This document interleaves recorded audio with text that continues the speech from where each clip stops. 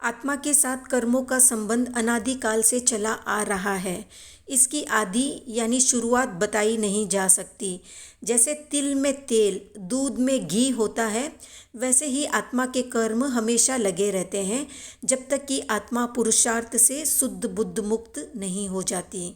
जब ये बात समझ में आ जाती है तो ये भी बात समझ में आ जाती है कि हम ही कर्म के कर्ता है, हम ही भोगता है, यानी करने वाले भी हम हैं और भोगने वाले भी हम ही हैं। कोई तीसरा ईश्वर इसका जिम्मेदार नहीं है। तो फिर सारा ध्यान हमारा अपने आप पर जाता है।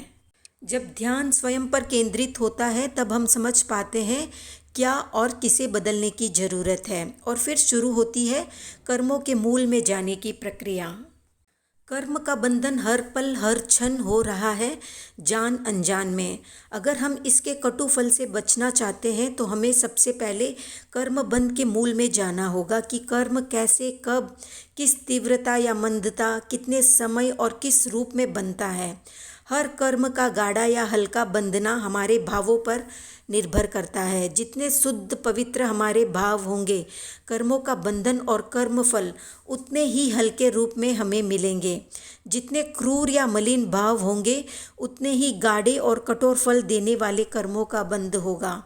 इसलिए भाव शुद्धि पर इतना ध्यान दिया जाता है। जितना भाव शुद्ध होगा, उतने ही कठोर कर्म फल से हम बचते रहेंगे। भाव शुद्धि जागरूकता या अवेयरनेस से आती है।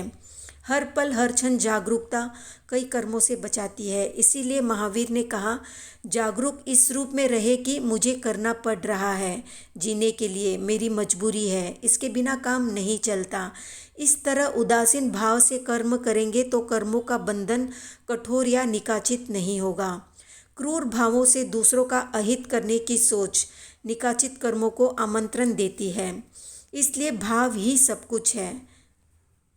भावों से ही कोई तरता है, भावों से ही कोई साधुत्व धारण करता है, तो इन्हीं अशुभ भावों से नरक में जाने योग्य कर्म बंध भी कर लेता है।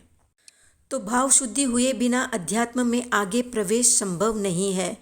मरुदेवी माता गृहस्थ जीवन में रहते हुए भी उच्च भावों के कारण मुक्ति प्राप्त करती है। तो ये उदाहरण एक आदर्श है उन सब गृहस्थों के लिए जो घर में रहते हुए मुक्त होना चाहते हैं बिना किसी उच्च साधना के। बस रोज निरीक्षण करते रहे अपना कि एक दिन में कितनी बार आप शुद्ध भावों में रहते हैं। यानी परीक्षक भी आप और परीक्षा भी आपकी ही कभी लेकर देखें।